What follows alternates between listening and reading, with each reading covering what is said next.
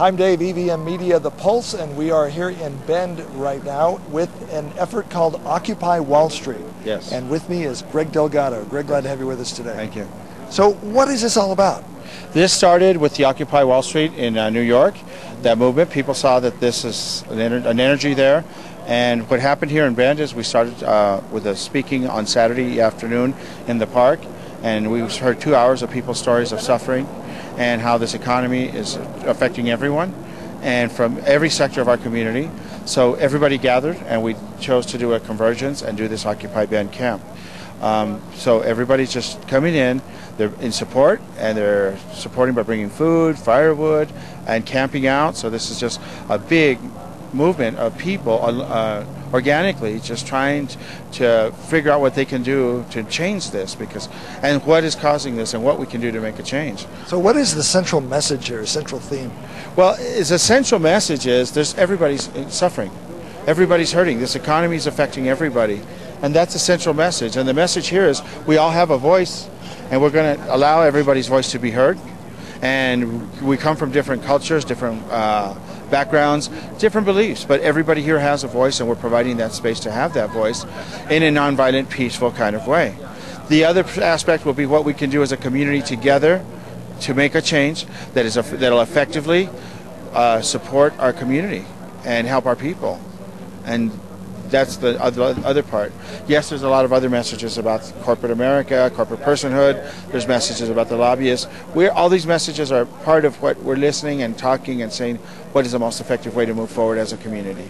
So is there a general feeling here that big business is holding all the money back?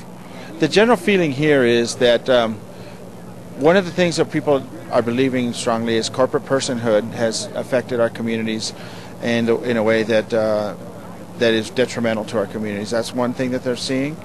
The other one that we're seeing is lobbyists are persuading our government, and our government is not for the people anymore. And this is what they are feeling. So we want to just bring it back to the people. What would you say to those folks who argue that the corporations don't have any money either, and they're trying to survive, and if they have more money to invest, then they can create more jobs? Well, we said that with this trickle-down economy that we should do this, and that started in the 80s, and it got us to this point now. So our next step is, well, wait a minute, we're showing record profits in corporations. They're outsourcing jobs out of the country. Why are we saying that we don't have any money? We're broke, but they're showing record profits, and our CEOs are showing that. And there's a widening gap of disparity between the poor and the wealthy, and so there isn't a difference here, and we're just trying to say, no, we need to work back together and bring this back to the people. There's some that say there is no longer a middle class, that it's becoming a class distinction between the poor and the rich. Well, yes, so, small businesses are suffering the worst here. One of the big movements in this is small businesses are saying we need help too, and that's it. America was built on small businesses and not these big corporations, and we want small businesses to have a place in our communities to provide a living and raise families and support our communities, and that's one of the things. And the middle class is very much a part of that. We are losing the middle class. But we're not giving up without a fight. We will all work together on this. This movement has brought people that are middle class to poor, everybody together. We're seeing faith-based communities here. Everybody's here. Labor, everybody. Now we're recording this segment Thursday afternoon, and I understand about 5:30 or so you are going to be. Okay, excuse us. 5:30 this afternoon, you're going to be walking on Congressman Greg Walden's office. Congressman Greg you want to come walk this way? Congressman Greg Walden's office is here in Bend, and it's about 4 blocks from here. And what we're going to do is go over there and just say, you are not supporting our communities. You are in the pocket of the big businesses. We need a congressman who represents us as a community. He hasn't done any congressional visits in over a year here. So why don't we need somebody who has a voice of the community? And we found that a majority of his funding doesn't come from local or from inside his district, and we thought that was inappropriate. So we want to make sure that people understand where he comes from and how his lack of representation of our community. Well, he was just here last week. Yeah, well, with who? With in Sun River, his meeting with the Forest Industries Council. We've asked him and invited him to come here to Bend to talk with us, and he didn't come in here for that. So. Okay, so you guys are camping out here. How many people are living here? So far we have about 30, 40 people in here, right around there. It's changing. Right now 3 or 4 people just moved in. So it's growing. It's growing every day. And how long can you stay here? The city has allowed us for 2 weeks. So what happens after 2 weeks? Well, this movement keeps going. Okay. How long, now, can you tell us a little bit about yourself? Are you unemployed, or what's a little bit of your story? I'm a Latino in this community, and I work with the Latino community myself. Sure.